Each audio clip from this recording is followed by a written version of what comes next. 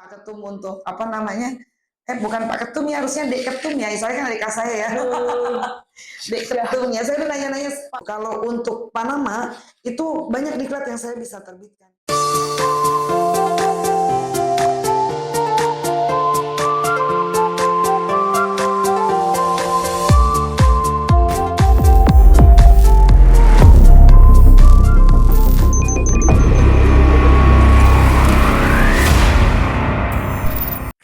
Salam Kops. Saat ini saya Nabila Alia Putri dari angkatan 63 bersama senior saya angkatan 36 Nior Nanis.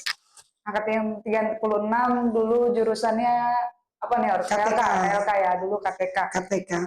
Nah, boleh cerita sedikitnya kemarin-kemarin tuh dari pas pendidikan, prakteknya di mana sampai lulus niti karirnya gimana, Ner? Oke, jadi saya angkatan 36. Saya masuk 93, lulus 96. Saya praktek dulu di Pertamina. Sama kayaknya ya. Ya, betul. Saya di Pertamina. Jadi, saya dulu praktek di Pertamina, kita dipraktek di Pertamina Pelsusnya, Pertamina Pengawakan, Pertamina Armada, Operation, semua dilewatin, termasuk dulu dapat kesempatan untuk berlayar di kapal Gedondong 8001. Oh, ikut berlayar nih? Dulu itu Gedondong 8001 itu adalah kapal, termasuk kapal terbesar yang Pertamina punya ya. Dan itu waktu masih baru banget deh, dia baru ganti bendera tuh. Iya, saat ini udah nggak ada kayaknya. Udah nggak ada. Udah nggak ada. Iya. Waktu itu saya belum ini sih, Ner, belum sempat untuk ikut berlayar. Cuman waktu itu kunjungan aja, Ner. Oh. Tapi ada kesempatan kan ya, masih ya. Bagus. Terus untuk saat ini tuh di training center, Ner, mohon izin, di lembaga diklat training center. Oh, kegiatan saya. Jadi sebetulnya saya ada 3 kegiatan yang saya kerjain. Satu, saya ada di perusahaan konsultan maritim. Itu lebih pada mengerjakan izin dan penerbitan sertifikat kapal. Terus saya ada di perusahaan yang juga ada crewing, ada juga di perusahaan yang training center. Training center itu sendiri namanya Ugos Maritim Training Center. Dia established dari tahun 2018. Cuman dia kemarin itu sudah di-approve oleh perhubungan. Jadi ada beberapa diklat yang sudah di-approve sama perhubungan, kayak SAT, SDSD, SSO itu di-approve sama perhubungan. Based on itu, saya sedang mengajukan dalam proses untuk akreditasi oleh Panama. Jadi Ramadan kemarin, diklat saya itu lagi di audit dari Panama. Kebetulan yang datang 1 orang auditor dan satunya lagi itu Dirjen Kepelautannya Panama. Saya di audit 1 minggu full. Sekarang ini prosesnya sudah sampai finalisasi. Gitu. Kalau untuk Panama itu banyak diklat yang saya bisa terbitkan gitu. Yang akan di-approve sama mereka, diakreditasi. Di antaranya ada juga kayak BRM, ERM, LPG, terus BST termasuk. Karena kalau dari perhubungan, dari Garuda, saya BST nggak dapat karena fasilitasnya kan saya nggak punya. Tapi saya bekerja sama dengan STIP, bekerja sama juga untuk beberapa diklat-diklat dengan BP2TL gitu. Jadi otomatis sebenarnya kita nggak berdiri sendiri. Cuman untuk Panama, saya berdiri sendiri karena saya yang dapat akreditasinya dari Panama Maritime Authority gitu. Oke, keren banget tuh, Nior. Pasti menarik banget tuh di sana tuh, Nior. Terus apa sih, Nior, yang membuat Nior tertarik untuk meniti karir di training center ini, Nior? Di training center tertariknya kan karena itu sebenarnya dunia pendidikan ya. Dunia pendidikan itu termasuk termasuk bidang yang selalu dibutuhkan oleh para pelaut, apalagi Indonesia ini kan menciptakan pelaut sangat banyak gitu kan. Entah itu pelaut untuk kapal niaga, untuk kapal tanker, untuk cruise gitu kan. Semua kan butuh keterampilan-keterampilan yang mereka harus punyain yang diakui melalui sertifikat. Jadi sebetulnya biasanya dari itu aja sih. Jatuh-jatuhnya ke bisnis lagi pastinya kan gitu ya. Iya, senior. Karena pelaut itu kan harus meningkatkan terus. Iya. Setiap beberapa waktu mereka harus validasi. Validasi kan berarti mereka kayak penyegaran lagi kan apa yang udah mereka dapat gitu. Nah, Ninor. Terus untuk rencana ke depannya, Ninor. Rencana ke depannya itu apa, Ninor? Nir mau kayak gimana gitu, Nir? Rencana ke depan, kalau untuk training center sih pastinya akan membuat training center itu lebih lebih dikenal pastinya kan. lebih dikenal, lebih punya siswa yang banyak gitu kan ya. Tapi paling nggak ya komitmen untuk menciptakan mereka dengan apa, dengan sesuai kualifikasi masing-masing itu pasti. Paling nggak gitu ya. Ini nih, berarti kan di lembaga Diklat Training Center ini apa yang menjadi keterampilan utama nih Nur, bagi pelaut untuk bisa ningkatin keterampilan ini? Sebenarnya semua sama ya, cuma memang kan sekarang itu karena pelaut itu macam-macam. Ya tadi seperti ada di kapal niaga yang mereka harus punya semua sertifikat yang mandatori, ya kan STCW. Tapi untuk kapal-kapal cruise itu kan mereka non mandatori, gitu ya. Tapi kan semua itu memang tetap harus ada lembaga trainingnya ya. Nah di tempat kami kebetulan itu ada yang non mandatori juga. Jadi kayak apa ship's cook ya, bukan chief cook, ship's cook. Jadi ship's cook itu memang uh, masak yang untuk khusus di kapal. Artinya dia tidak sama dengan di darat. Kenapa nggak sama? Karena mereka akan belajar gimana masak dengan kondisi benda bergerak. Kan gitu. Iya. Itu ada ilmunya tuh. Makanya itu ada training centernya gitu. Tiba lagi motong bawang. Iya. Terus panci harus pakai ini gimana nih supaya dia nggak goyang, nggak geser ketika kapal bergerak kan gitu. Itu ada ilmunya. Jadi itu kan termasuk mandatori. Di antara itu. Messman juga sama untuk kapal-kapal cruise juga kayak gitu. Itu kan kelihatannya sih sepele ya, tapi memang itu ada ilmunya, silabusnya ada itu kayak gitu. Nggak asal-asalan ya, Nel? Iya. Semua ada SOP-nya. Dan sekarang umumnya kapal-kapal dari kan rata-rata kalau kapal cruise itu mereka benderanya kalau nggak Panama, Bahamas gitu, tapi mereka kalau merekrut apa namanya yang mau naik ke atas kapal kru-krunya, mereka harus memiliki tuh sertifikat-sertifikat itu. Nggak cuma BST aja, kalau BST mutlak lah ya, semua yang mau naik ke atas kapal harus wajib milik BST gitu kan. Iya. KTK juga ada BST, Ner. Nggak di laut. Berarti kan emang itu keahlian itu harus dimiliki ya, betul, gitu ya. Betul. Seperti itu sebetulnya. Ner, untuk generasi yang baru lulus ini, Ner, terus untuk mulai berkarir di Maritim Center ini itu gimana, Ner? Maksudnya tipsnya untuk pengen kayak Ner nih, awal mulanya itu kayak gimana, Ner? Untuk yang baru lulus, nih saya suruh ngapain nih? Suruh ngasih saran. Saran gimana? Berarti di luar training center nih ya? Secara umum boleh, secara training center. Gitu ya, oke. Berarti ini ngasih taunya secara umum aja. Boleh. Karena kita biasa berkumpul dengan alumni yang lain, non alumni juga. Kan sebelumnya nggak kepikiran tiba-tiba diriin diklat. Betul. Tiba-tiba diriin diklat berarti kan sampai ke arah sana tuh gimana nih? Makanya kalau buat saya untuk yang baru lulus, kalau dia nyari pekerjaan jangan milih, ikut aja, terima di mana, menjalani apa, diikutin semua. Kenapa? Karena suatu saat kamu akan nemuin titiknya bahwa oh kayaknya ini nih bidang saya. Tapi kalau dari awal masuk sebaiknya tidak usah memilih. Nggak usah milih, Ner. Nggak usah milih, kerja aja, kerja. Sama saya nggak tahu ya kalau sekarang orientasinya apa, karena yang saya dengar banyakan itu kan sekarang yang baru lulus aja sudah orientasinya duit gitu kan. Iya, gajinya mesti besar apa. Kalau mau pinter jangan lihat itu. Masuk aja kerja di mana diterima. Kalau di sini udah dapat ilmunya mau pindah ke tempat lain yang ada ilmunya lain lagi, pindah. Kenapa? Nanti dengan ilmu semua yang dipunya, pada akhirnya akan tahu bahwa diri ini cocok kemana. Saya dulu kerja pertama di crewing, gitu kan. Setelah kerja di crewing, saya sempat terjun ke PBM. Saya tempat terjun ke tracking, gitu kan.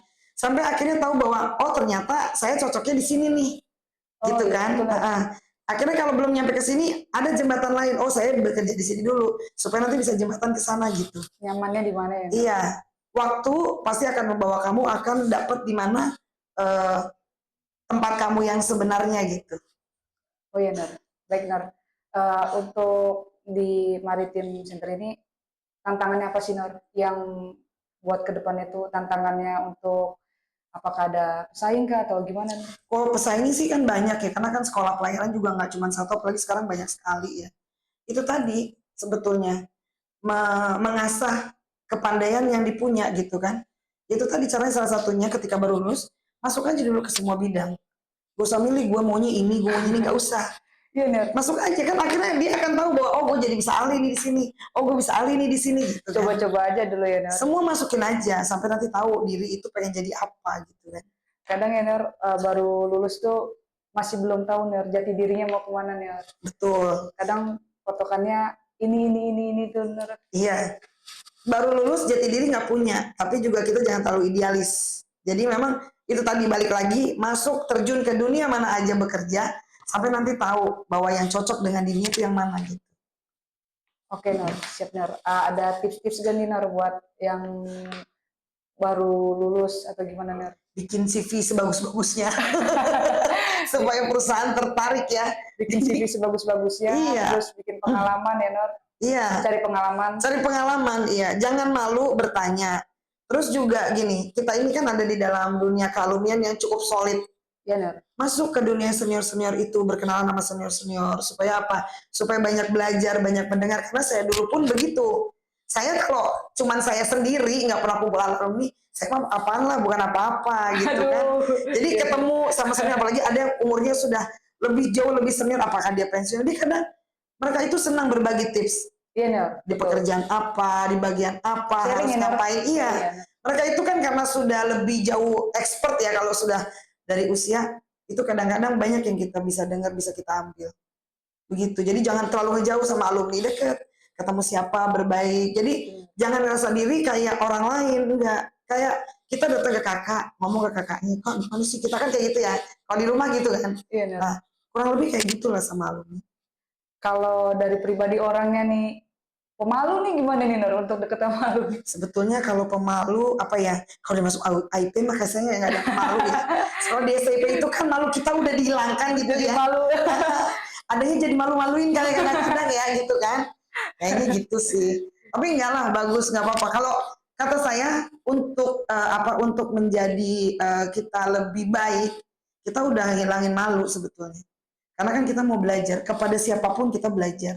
Walaupun Kepada senior tua, kepada senior yang lebih senior, atau sama adik-adik kita mungkin dia punya pengalaman yang lebih baik gitu kan. Gak apa-apa kan, itu bisa share dari mana aja datangnya. Gitu. Benar. Izin, Nur, untuk tingkat 2 nih, misalkan ini, untuk tingkat 2 di kampus, itu dia mau praktek tuh bingung nih, Nur. Apalagi mungkin tidak ada keluarga background pelayaran. Nah, baiknya nanti berkaitan dengan nanti lulus, itu biar dia nanti entah ditarik lagi di perusahaan itu atau gimana, itu baiknya gimana pas nanti praktek? Ya berarti seenggaknya pada waktu praktek, buat aja sebagai perusahaan itu kan, ketika praktek itu kan biasanya kamu ada ditempatkan di tempat-tempat mana ya, dan biasanya kan di sana jadi membantu kondisi di sana. Ya itu tunjukin aja di situ bahwa kamu cukup pinter untuk membantu di situ gitu, supaya mereka jadi ketergantungan kan. Jadi ketika kamu pergi, dia berharap kamu balik lagi kan, balik gitu lagi, ya. Kurang lebih gitu kan. Nah, kalau misalkan baiknya tuh di tempat apa tuh, Nur? Maksudnya yang lebih banyak ilmunya sesuai dengan jurusannya gitu. Sebetulnya kalau mau banyak ilmu nih, kasih tahu ya. Justru kalau kamu kerja di perusahaan atau praktek di perusahaan yang kecil, kamu malah dapat ilmunya. Kenapa? Semua kamu lihat. Kalau kamu di perusahaan besar, kamu satu bagian doang nih. Keluarnya aja misalnya, kan di situ aja. Ya kan? Atau kamu di bagian operation, kamu di situ aja. Tapi kalau perusahaan yang nggak besar, ya kan? Yang ruang lingkupnya kamu bisa lihat orang-orangnya, itu sebetulnya kamu jadi pinter. Karena kamu tahu di sana kerja keagenan kayak apa, kamu kerja di situ crewing kayak apa, kamu di sana kerja operasional kayak apa. Itu lebih belajar kan, jadi tahu semua kan. Kamu jadi bantuin semua mereka, itu jadi pinter. Tapi kalau perusahaan besar enggak, pasti cuma satu bagian doang, satu bagian aja. Iya, statusnya kan gitu kecuali aja. Di rolling ya, Nur? Kecuali di rolling. Tapi kayaknya jarang ya aku lihat itu di rolling. Kalau di sini kayaknya udah nyaman, nggak akan ada rollingan ke sana gitu kan. Dipegangin nih di sini nih gitu kan. Iya nih, Nur. Saya merasakan sendiri di Pertamina kayak gitu. Saya dulu di Pertamina di bagian ini, Nur. Di bagian HSSE-nya, Nur. Oh, HSSE. Iya. Di bagian. Tapi belajar kan sama senior, banyak kan di situ senior. Banyak, Nur. Dormitory berjalan. Oh iya. Di mana-mana ya, kita kan suka bikin kampus ya. Berarti lebih baik di perusahaan merintis ya, Nur? Iya, perusahaan-perusahaan yang tidak besar itu sebenarnya kamu lebih bisa belajar. Kalau di perusahaan besar tuh mereka rata-rata perbagian masing-masing kan. Karena itu tadi saya bilang ada egonya, ketika dia udah di sini nggak boleh dorong ke sana. Kalau udah pinter di sini yang ngerjain ini dia nih gitu. Kalau begitu. Ya, Nur, untuk kampus sekarang nih kan Nur tahu nih ada kejadian-kejadian apa nih, Nur, sebelum-sebelumnya, Nur? Oh iya. Kalau itu mah balik sama orangnya ya. Itu tuh apa? Seberapa kencang aturan dibuat, seberapa berat hukuman diumumkan gitu. Tapi kan semua balik lagi ke diri masing-masing, gitu kan. Kalau udah diperingatin atau dikasih tahu, ditulis gede-gede juga, atau diancam sebagai apa, balik lagi ke manusianya. Kalau itu udah lebih ke personal. Oknum aja ya Nur, itu Oknum mah. aja. Di setiap namanya asrama pasti ada Iya, aja. karena yang lain bisa lulus baik-baik aja terus dia kenapa kan gitu ya. Mau ngapain gitu kan. Iya sih Nur, betul Nur. Balik lagi nih Nur, untuk yang baru lulus Nur. Yang baru lulus tuh mungkin ada yang gagal diterima di suatu perusahaan. Seperti kalau gagal sih enggak ya. Saya pikir kalau masalah Atau itu sih ditolak gitu Nur, itu gimana Nur? itu belum rezekinya aja kalau kita kalau ngomong kalau mau gampang gitu ya. Jadi dulu gini, waktu zamannya ketua CIP yang dulu-dulu, saya kadang suka bikin program buat taruni gitu kan, atau istrinya alumni atau ex taruni. Jadi mereka ikut kelas beauty class. Artinya salah satu tujuannya untuk taruni-taruni kalau mereka udah menuju ke dunia kerja, mereka bisa berdandan dengan benar gitu kan ya. Iya, waktu di asrama kan nggak boleh dandan. Karena kan di alumni di IP itu kan kuliah aja nggak boleh dandan kan gitu ya. Dulu saya punya obsesi cuman ketika mereka lulus gitu kan, mereka bisa dandan baik, bisa pakai bajunya benar, tahu gitu kan sikonya. Jadi itu berlaku semua. Saya nggak bilang semua nggak tahu, pasti banyak yang udah pinter juga. Tapi kadang dibekalin ilmu seperti itu lebih baik gitu kan. Jadi itu pernah berjalan 2 kali. Tapi habis itu nggak berjalan lagi karena juga saya udah nggak fokus lagi ke sana gitu kan. Nanti coba deh ya kita buat lagi itu program. Saya ngomong sama Pak Ketum ya, Iko. Nanti mungkin Pak Ketum ngasih izin saya ya. Kemarin udah sempat tanya-tanya soalnya sama Pak Ketum untuk apa namanya? Bukan Pak Ketum ya, harusnya Dek Ketum ya. Saya kan adik saya ya. Dek Ketum ya. Saya udah nanya-nanya, Pak, sewa CIP Center berapa sih gitu kan?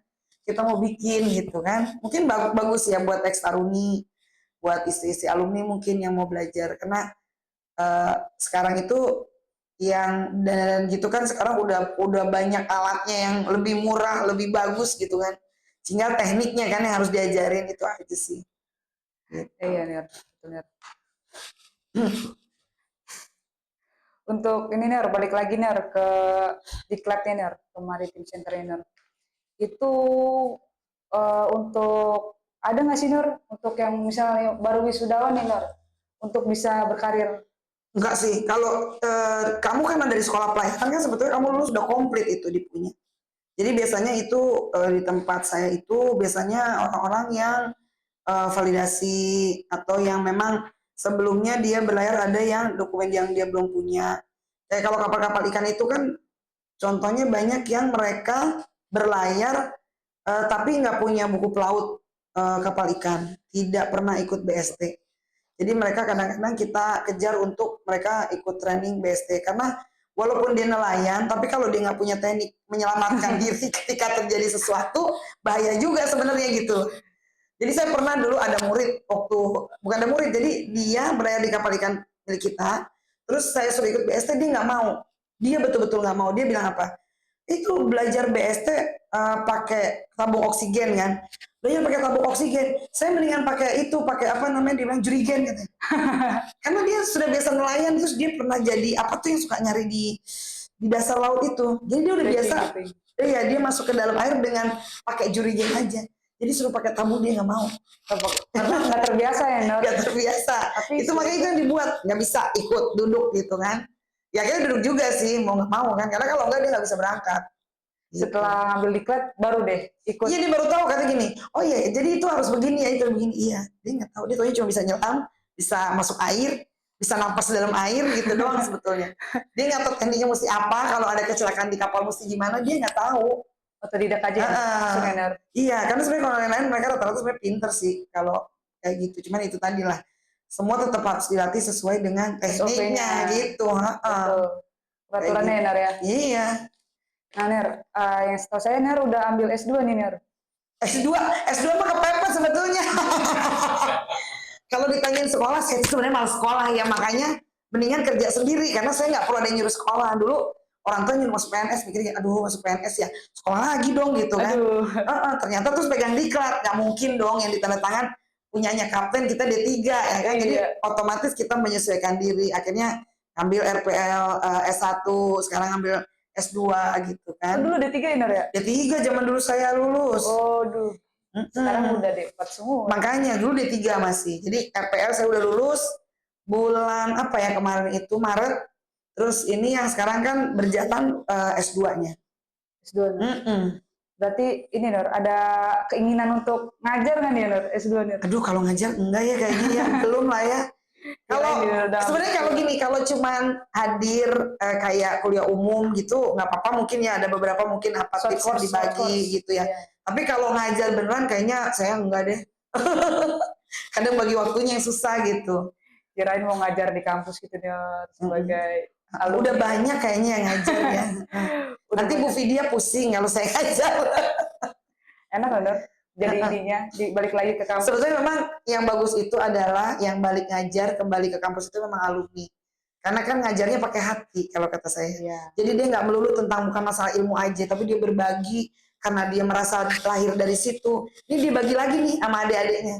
Menurut saya sebetulnya baiknya begitu, entah pimpinan, entah dia apa dosen-dosen. Itu beda ya. Orang datang mengajar bukan ke alumni dengan ngajar sebagai alumni itu nggak sama gitu. Kalau menurut beda saya. Ya, ke adik-adik sendiri. Iya. Kita juga sebagai junior-junior kalau diajar sama senior sendiri itu beda nih. Iya. Sebenarnya gini, dulu sebelum podcast ini ada gitu. Dulu apa namanya itu kayak Bang Ananta Gultom, terus Bang Jano, itu kan ada dia suka mau wawancarain atau ngambil ilmu ada dari namanya dibilang lilin tua ya kalau nggak salah. Saya lihat gimana dia bercerita, membagi ilmunya, apa yang pernah dia rasakan di kapal, gitu kan. Ketika dia bicara sendiri menghadap ke kamera dengan dia ngobrol dengan abang-abang kita, beda loh. Coba nanti kamu lihat deh, ada tuh di YouTube.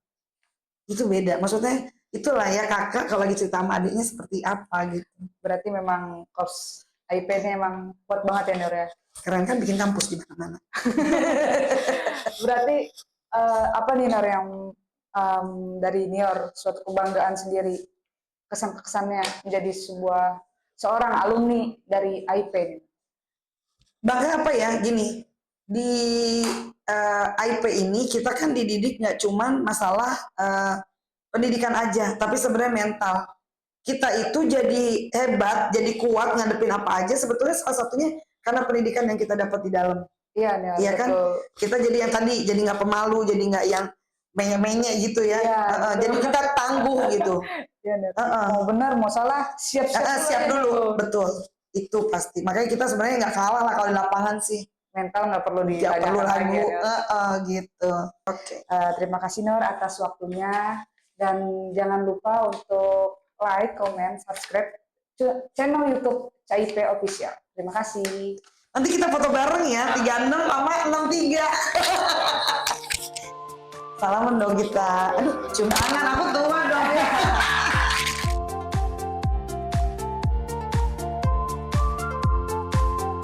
Aja lah, langsung cair aja lah, nggak usah kayak gini-gini. 3. Tahu saya kata 3. Kedatangan narasumber. Kan kembali. 3663.